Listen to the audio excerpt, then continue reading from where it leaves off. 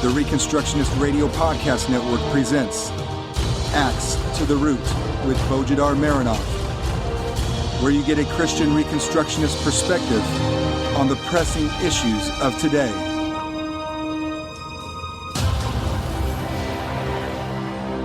Welcome to episode 39 of Axe to the Root podcast, part of the War Room Productions.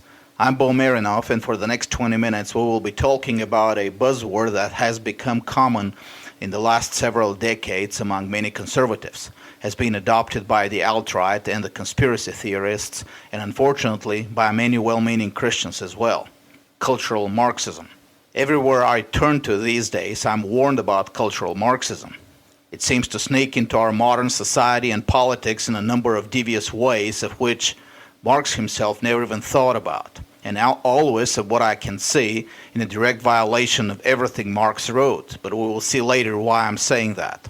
Political correctness is cultural Marxism. You have heard that one for sure, everywhere from Glenn Beck to Alex Jones to your Facebook feed.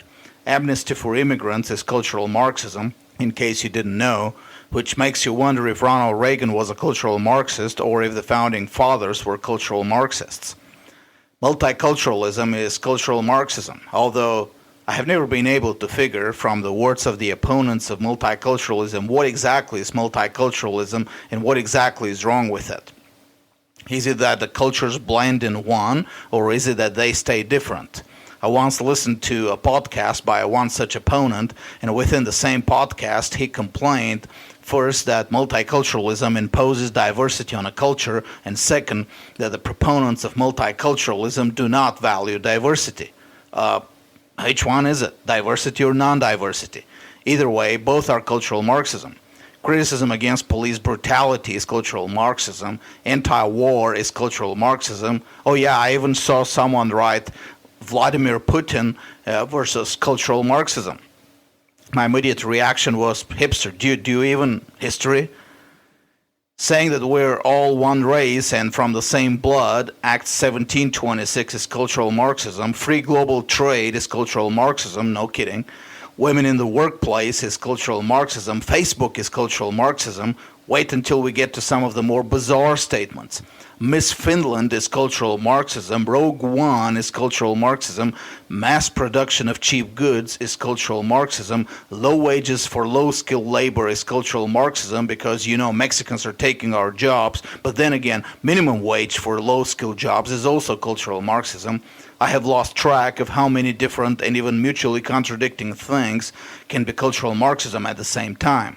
This buzzword has become the fad of the day among so many conservatives and Christians. Now, in principle, there's nothing wrong in uncovering conspiracies and attempts at conspiracies in history and opposing them. Although, from a Christian and especially from a post-millennial optimistic perspective, we shouldn't be too concerned about conspiracies, for they never have sufficient power to be worth our constant attention. As R.J. Rushdoony said on the subject of conspiracy theorists, quote, "Many misguided people spend time and money studying evil, documenting conspiracies, endlessly probing the depths of Satan. They cease to become useful members of society. They're simply experts on evil. They often believe more in the power of evil than in the power of God," end of quote. Still, having a general awareness of some conspiracies and pointing to them as a side issue to our work for the kingdom of Christ may be beneficial at times. Some conspiracy theories, however, are blatantly false, and their purpose is nothing more than redirecting our attention from the real issues of the day to imaginary threats which will never materialize, nor have ever been planned to materialize. And this conspiracy theory of cultural Marxism is one of those fake threats. So our purpose here is to see why cultural Marxism is a fake threat, and in itself, the very concept is an oxymoron. And also that it is, in fact, a smokescreen for a much worse and more imminent threat, one that many Christians have fallen victim to. Just to mention before I get to the point, Gary North and Joel McDermott both have written their refutations of the conspiracy theory of cultural Marxism. I will add to their refutation by giving an in-depth analysis of Marxism, what it is, what it isn't, and where the real threat lies. Before we can understand why cultural Marxism is a contradiction of terms, we need to understand what Marxism really is as a philosophy and as a political ideology. Unfortunately, the majority of modern commentators simply have no idea of the real nature of Marxism as a system. And I often cringe when I hear some conservative commentator declare this or that idea to be Marxism. On the surface, of course, Marxism is first and foremost a political revolutionary ideology based on an economic doctrine. That is, Marxism believes certain things about the economic nature of things and has an idea of how to change the world in accordance with its economic views.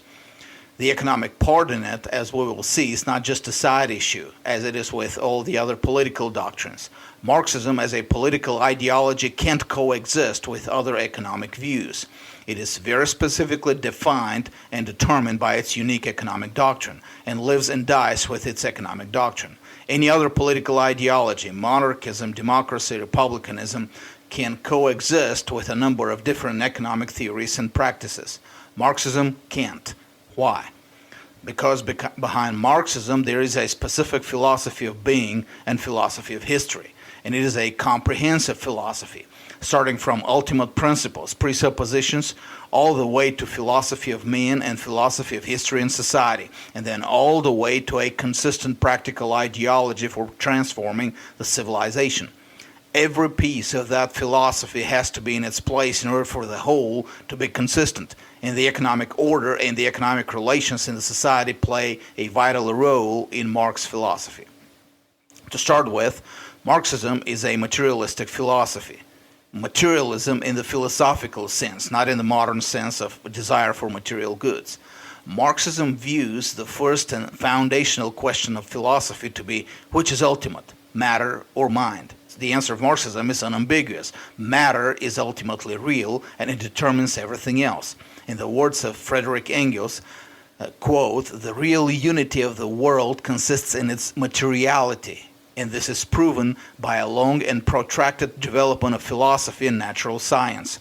But if the question is raised, what then are thought and consciousness, and whence they come, it becomes apparent that they are the products of the human brain, and that man himself is a product of nature, which has been developed in and along with its environment."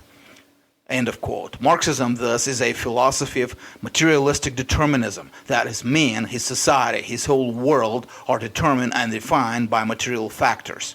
In this, Marxism doesn't differ from some modern ideologies of materialistic determinism, like different kinds of geneticism and racism, environmentalism, behaviorism, etc. Marxist materialism was not as simple as the materialism of those theories, though. In 1845, 3 years before he wrote the Communist Manifesto, Marx wrote a short collection of notes, which was never published until after his death, titled Thesis on Feuerbach. Ludwig Feuerbach was a German philosopher who had been a Hegelian, but later abandoned Hegel's idealism in favor of his own system of philosophical materialism. In the thesis, Marx acknowledged the influence of Feuerbach on his own thinking, but he also realized that Feuerbach's vulgar, crass, simplistic materialism would lead the philosopher to a dead end and will render him incapable of building practical ideology for social action. After all, if everything is pure matter and all thinking is simply biochemical reactions, then the philosopher is left with no way to separate himself as a rational being from the world around him, let alone construct a theory for active change of the world or of the society. It is in these theses that Marx made his famous declaration. Philosophers have hitherto only interpreted the world in various ways. The point is to change it.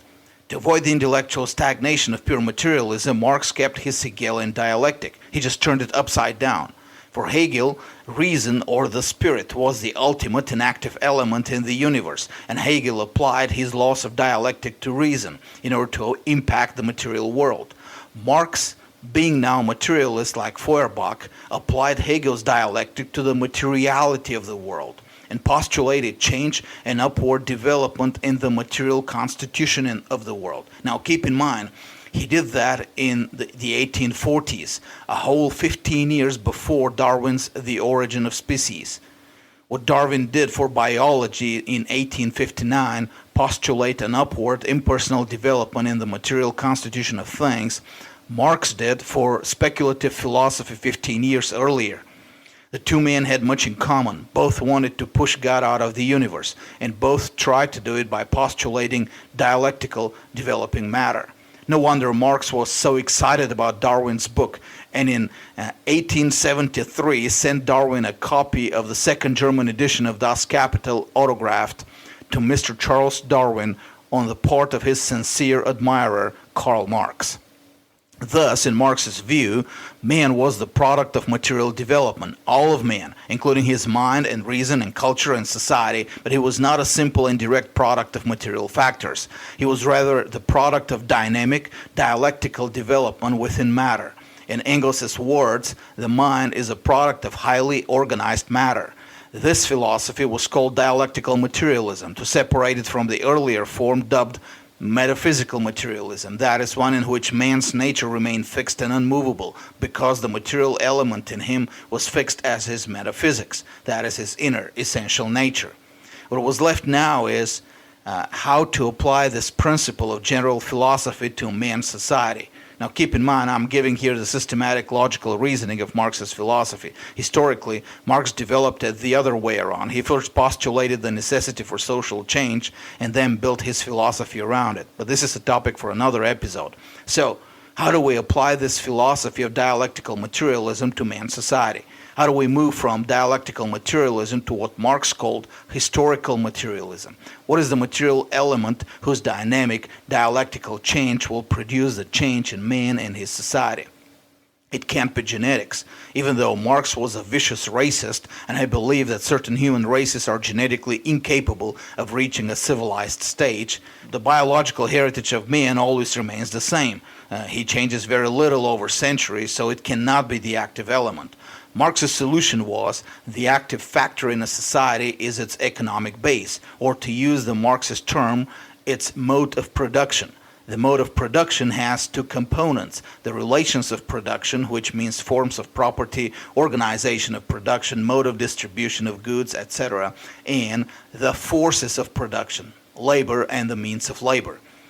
Harrowing the search down, the active element in the dynamics of history for Marx were the means of labor, and specifically the tools of production. Yes, you heard that correct. In Marx's system of historical materialism, it was the tools of production that were the active factor in social change. Yes, the tools in themselves, no matter what ideology or religion or habits or customs or culture the people had. Marx postulated human evolution 11 years before Darwin. In his view, man's evolution was expressed in technological development of the tools of production. He didn't say where this evolution comes from. He didn't explain why man had to develop his tools of production. It was just a law of dialectics that man inevitably developed technologically and devised newer and better tools of production. Well, true, some cultures of man didn't develop their tools of production, but Marx had a biological answer to that. They were just genetically inferior. His social theory was only focused on Western Europeans because they were, in Engels's view, the only groups who had evolved biologically to develop their tools of production. As the tools of production develop, they require new forms of organization of production and therefore new relations of production. In his primitive state, man has direct access to all the tools he can think of, and therefore the primitive society was a society of primitive communism. Then man discovered new tools of production and new methods of production, agriculture as opposed to hunting and gathering. And these new tools and new methods were now not so directly accessible or feasible for all men equally.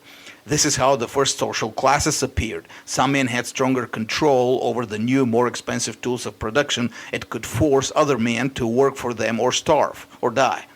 This is how the next stage of human history came, the slave societies.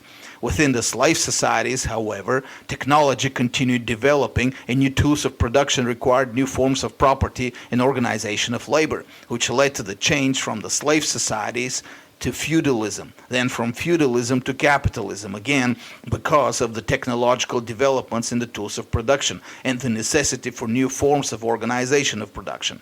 At every stage of those societies, there was one class who organized production and therefore had control over the means of production through different forms of property. And there was another class who supplied only the labor but was itself alienated from the means of production.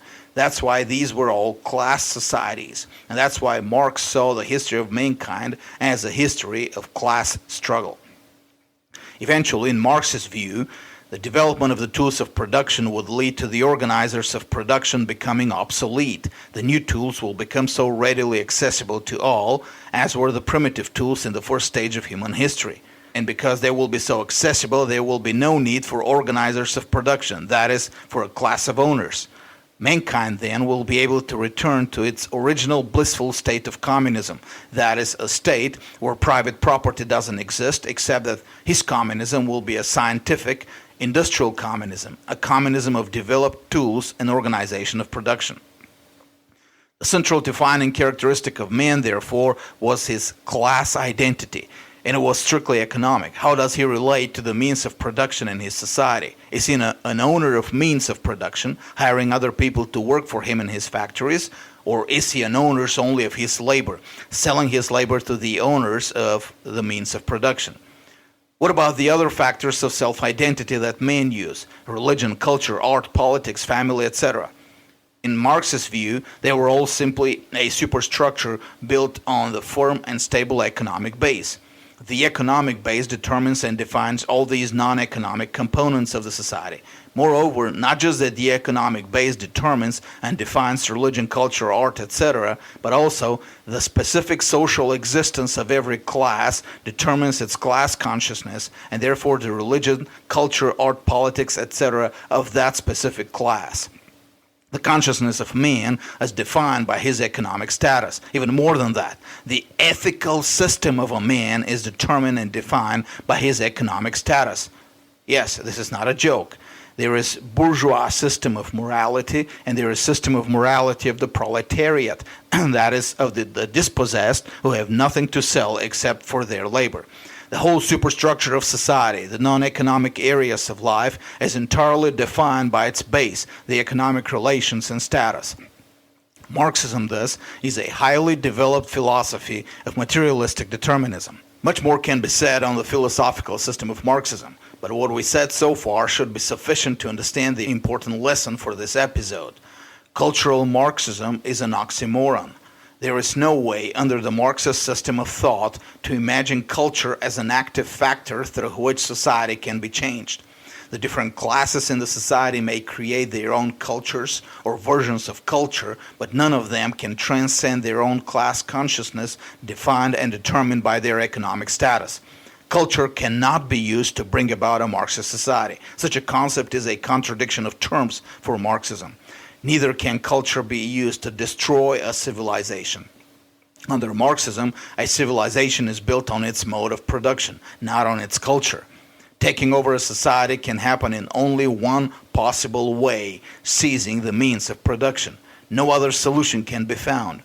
Producing movies or news or articles or ballet performances or fiction may be a good help for strengthening the class consciousness of the working class, but they cannot create such consciousness, nor can they produce any call for action. And it is absurd to even imagine they can destroy a civilization, let alone the Western civilization. As long as there are means of production in the hands of their owners, this is the only thing that matters. For several decades during the 20th century, cultural Marxism was used as a simply academic description of a small and largely uninfluential school within the German thought, the so-called Frankfurt School. The Frankfurt School consisted of intellectuals who claimed to be Marxists, but felt that traditional Marxism did not explain well the historical developments of the mid-20th century, so they wanted to fuse Marxism with other theories. In the process, they deviated from Marxism so much that no one really considered them true Marxists anymore. In the process of that deviation, the school also lost the original optimism of Marxism. Marx understood the significance of eschatological optimism, and he borrowed heavily from Christian postmillennialism when building his ideology for action. The Frankfurt School could not sustain this optimism. As of present, it has only one living representative, Jünger Habermas. Habermas wrote a good number of books and papers between 1952 and today, and his most practical works were written back then in the 1950s and the 1960s. Most of his current work is rather obscure and irrelevant, and certainly has nothing even close to the practical applied ideology of Marx and Engels. The term cultural Marxism was first used as a part of a conspiracy theory in 1998 by the Christian and conservative activist Paul Weyrich. You might remember the name from our previous episode on moral majority. Weyrich was one of the three leading men behind it. In 1998, frustrated by the indifference of the general public towards the Monica Lewinsky scandal, he decided to try to start another moral crusade. He used cultural Marxism as his buzzword, or as his scarecrow for conservatives, and declared that Marxism is not dead, but it has been working in the West in the media and among the cultural elite. Consequently, he and William Lind took the work of the Frankfurt School and blew it out of proportions, declaring that the Frankfurt School has been critically influential in the development of the modern American culture. The purpose, they claimed, was the destruction of the Western civilization, and through it, the destruction of Christianity, and therefore the ultimate triumph of Marxism, although not by the same means as Marx envisioned.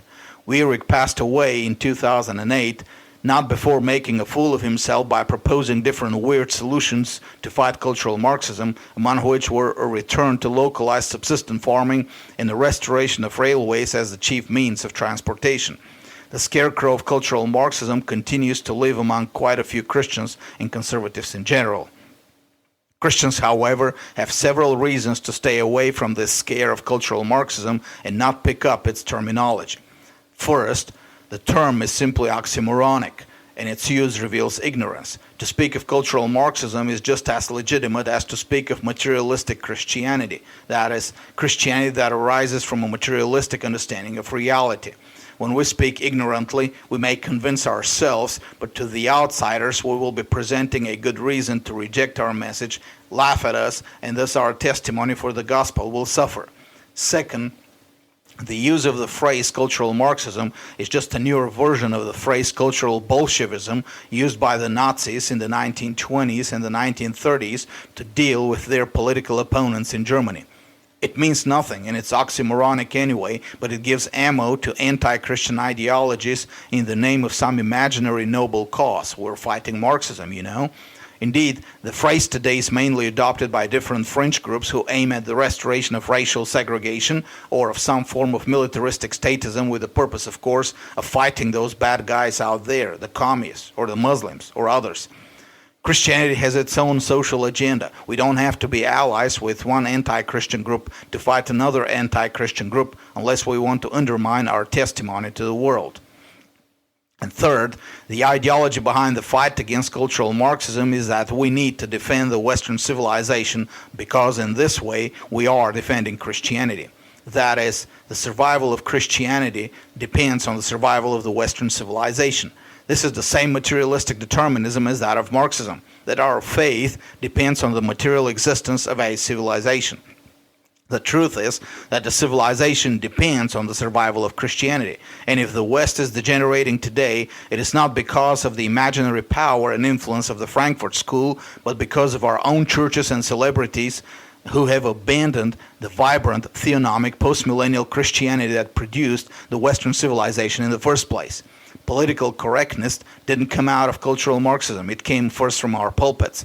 The effeminacy in the culture didn't come from Hollywood. It came from our churches. All our problems today are the product of our pulpits and those who man them.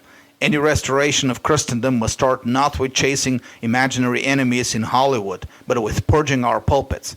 Cultural Marxism is just a smokescreen. Your real problem is your pastor and your elders. Thus, therefore, ignore the fake scares and focus on the real causes. The book I will assign for reading today is The Betrayal of the Church by Edmund W. Robb and Julia Robb. As you read it, consider this. Most of these renegade pastors and church leaders described in the book had no idea of the Frankfurt School or even of Marxism.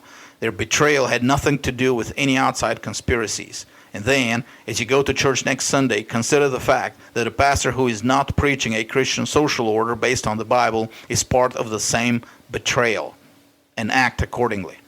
And remember in your prayers and your giving Bulgarian Reformation Ministries, a missionary organization which has never agreed to leave the world and its government to the enemies of God. We have preached Christ's kingdom, and we have declared His authority in every area of life, including politics, economics, education, etc. And we have been successful in our mission, making a good use of all the resources God and His church have invested in us. Visit BulgarianReformation.com, subscribe to the newsletter, and donate. And God bless you all. This was a Reconstructionist Radio War Room production. Axe to the Root with Bojidar Marinov.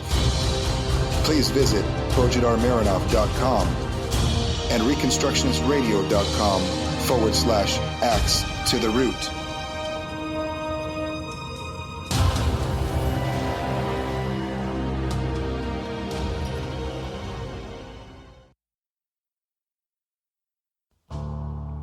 The Reconstructionist Radio Podcast Network brings to you a complete lineup of podcasts where you will hear practical and tactical theology. Our desire is not simply that you consume our shows, but that you also live out your faith in every area of life. We can talk all day long about these things, but if we fail to put them into practice, then we fail as ambassadors of Jesus Christ, our King. Subscribe now to your favorite Reconstructionist Radio Podcast Network shows, or you can subscribe to the Reconstructionist Radio Master Feed, where all of the content we produce, including the audiobooks and audio articles, will pop up as soon as they are available. And don't forget to visit ReconstructionistRadio.com to volunteer as a narrator or to partner with this ministry financially. May the Holy Spirit stir you into action for Christ and His kingdom